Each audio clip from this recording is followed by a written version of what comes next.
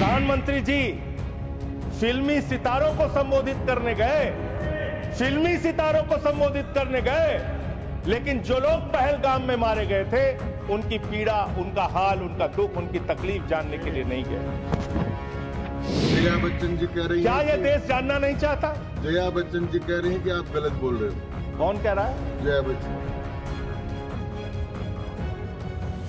आपने उतनी दूर से नहीं सुना होगा मान्यवर, आपने सुना नहीं होगा। आप सुन लीजिए मान्यवर, आप सुन लीजिए, कृपया सुन लीजिए। मान्यवर, तो फिल्मी सितारे जो आपने कहा ना, वो जिस तरह से आपने कहा कुछ डेरोगेटरी लगा, यही मेरा उद्देश्य है। जो 144 करोड़ की आबादी का मुल्क है भारत, जो दुनिया का सबसे बड़ा लोकतंत्र है भारत, जो दुनिया की 5वीं बड़ी अर्थव्यवस्था है, उस भारत के मामले में सीज फायर का डिक्लेरेशन भारत की धरती से नहीं होता, अमेरिका की धरती से होता है। अमेरिका का राष्ट्रपति ट्रंप वो ट्वीट करके जानकारी देता है सीज फायर हो गया दोनों देश में।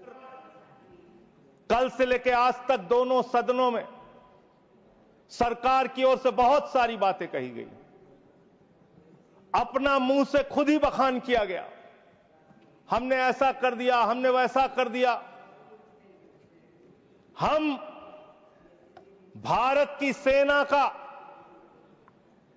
भारत के बहादुर सैनिकों का, बहादुर जवानों का बार बार नमन करेंगे, उनकी शौर्य और वीरता को बार बार प्रणाम करेंगे, लेकिन आपके नाकारेपन पर 1000 बार सवाल पूछेंगे मान्यवर,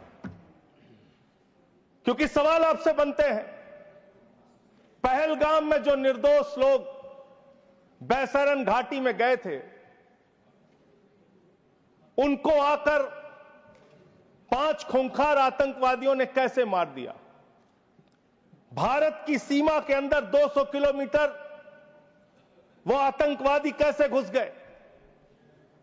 कहां से आपकी इंटेलिजेंस फेलियर हुई, उसके लिए कौन जवाबदेह है? और जब हम सर्वदलीय बैठक में बैठे थे, आदरणीय लीडर ऑफ अपोजिशन भी वहां पे थे, त्रुचि शिवाजी भी थे, और मान्यवर हमको बताया गया, सरकार के द्वारा बताया गया कि बैसरन घाटी में सिर्फ अमरनाथ यात्रा के 15 दिन पहले ही लोग आते हैं। ये तो पता नहीं किस गलती से होटल वालों के साथ मिलकर बैसरन घाटी को खोल दिया गया। आप इतने सारे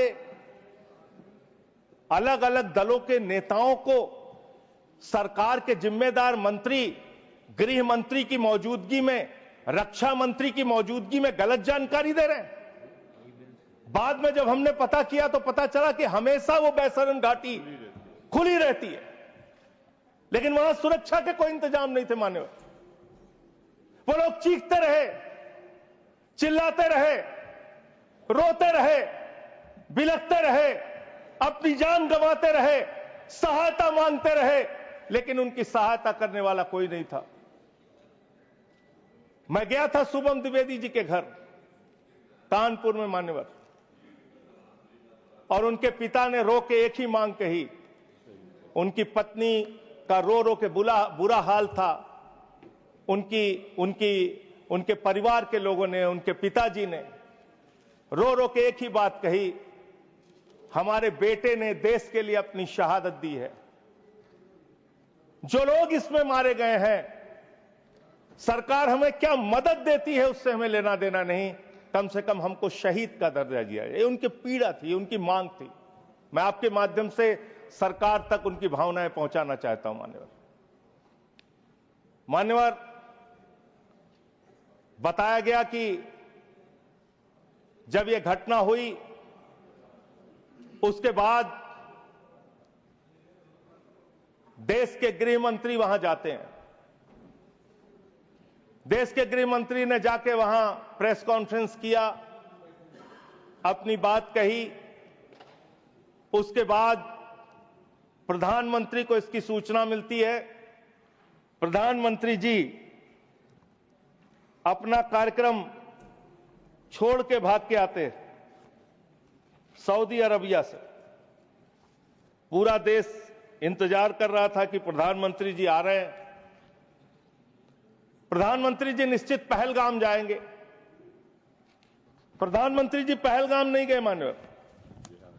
प्रधानमंत्री जी 24 अप्रैल को बिहार में चुनाव प्रचार गए।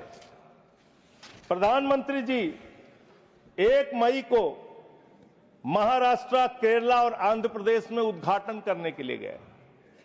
प्रधानमंत्री जी फिल्मी सितारों को संबोधित करने गए, फिल्मी सितारों को संबोधित करने गए, लेकिन जो लोग पहलगाम में मारे गए थे उनकी पीड़ा, उनका हाल, उनका दुख, उनकी तकलीफ जानने के लिए नहीं गए। मान्यवर, यहां कहा गया सेना के शौर्य को, बहादुरी को नमन कीजिए। हम करेंगे, बार बार करेंगे, लेकिन आपने सेना के लिए क्या किया? जया बच्चन जी कह रही क्या हैं यह देश जानना नहीं चाहता? जया बच्चन जी कह रही हैं कि आप गलत बोल रहे हो। कौन कह रहा है? जया बच्चन जी।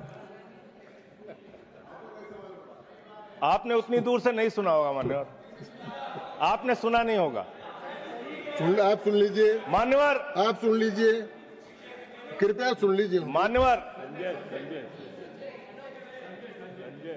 तो फिल्मी सितारे जो आपने कहा ना, वो जिस तरह से आपने कहा कुछ डेरोगेटरी लगा, यही मेरा उद्देश्य है।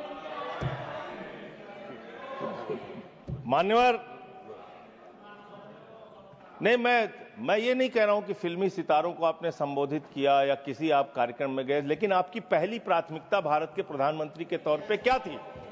सवाल यह है कि पहली प्राथमिकता आपकी क्या थी? पहली प्राथमिकता थी देश में आते, बिहार का चुनाव छोड़ते, पहले आप पहलगाम जाते। पहले आप उस घटना स्थल पे जाते।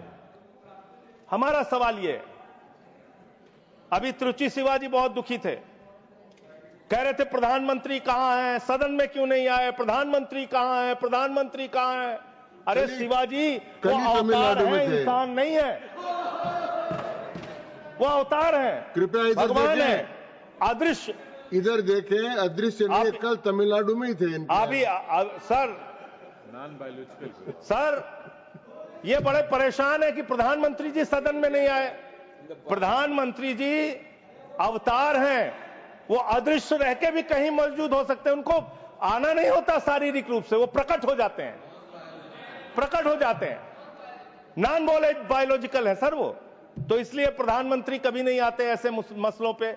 18 घंटे काम करते हैं प्रधानमंत्री, लेकिन इतने गंभीर विषय पे दोनों सदनों के अंदर चर्चा हो रही है। 18 घंटे काम करने वाला प्रधानमंत्री 2 घंटे भी दोनों सदनों में क्यों नहीं है, यह सवाल हम लोग पूछना चाहते हैं। आपको इसका महत्व नहीं नजर आता? आपको कह रहे हैं आपकी बात सुनने के लिए नहीं आना चाहते, राजनाथ सिंह की बात सुनने आ जाते। ये लोग भी बकवास करते हैं। हम लोग जब बोले मत सुनो, भेज दो वापस, कम से कम अपने लोगों की तो सुनने आ जाओ। बकवास वो भी सुनने नहीं आते, बकवास बोला सब, बकवास सब नहीं, उन्होंने बोला हट जाएगा दोनों। जैसे आप उनका सुन ले वैसे मैंने उनका सुन लिया, मैंने उनका सुन लिया। तो आपके मंत्री यहां बकवास करते हैं?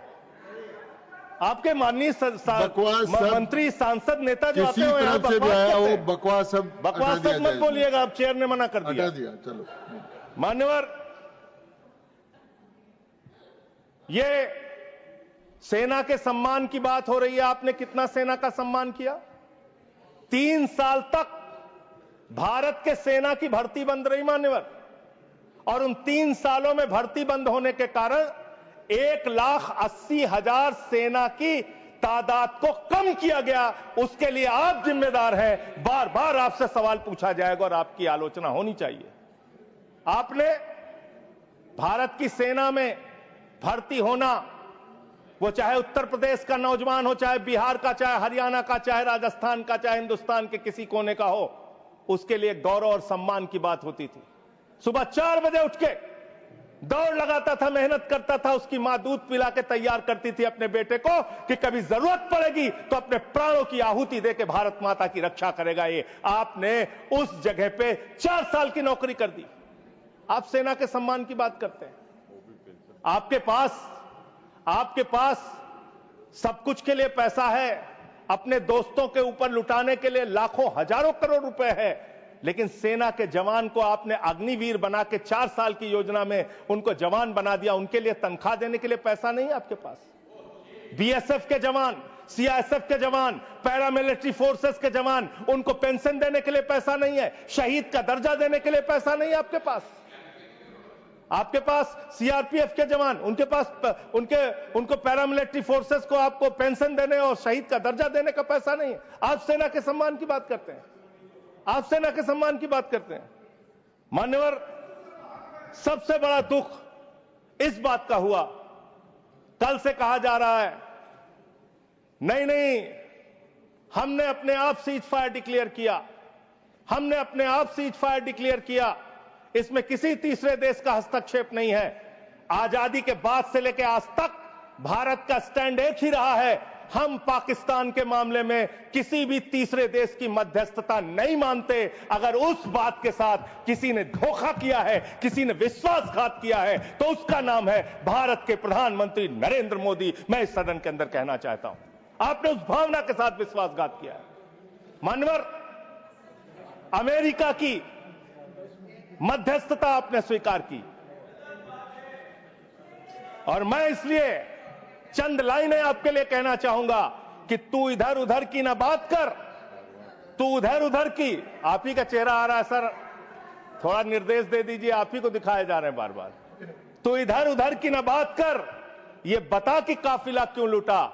मुझे रहजनों से गिला तो है, लेकिन तेरी रहबरी पर सवाल है, आपकी रहबरी पर, आपके नेतृत्व पर सवाल है, और यह सवाल बार बार पूछा जाएगा, यह सवाल बार बार पूछा जाएगा। 10 मई को भारत, जो 144 करोड़ की आबादी का मुल्क है, भारत जो दुनिया का सबसे बड़ा लोकतंत्र है, भारत जो दुनिया की 5वीं बड़ी अर्थव्यवस्था है, उस भारत के मामले में सीज फायर का डिक्लेरेशन भारत की धरती से नहीं होता, अमेरिका की धरती से होता है। अमेरिका का राष्ट्रपति ट्रंप वो ट्वीट करके जानकारी देता है सीज फायर हो गया दोनों देश में।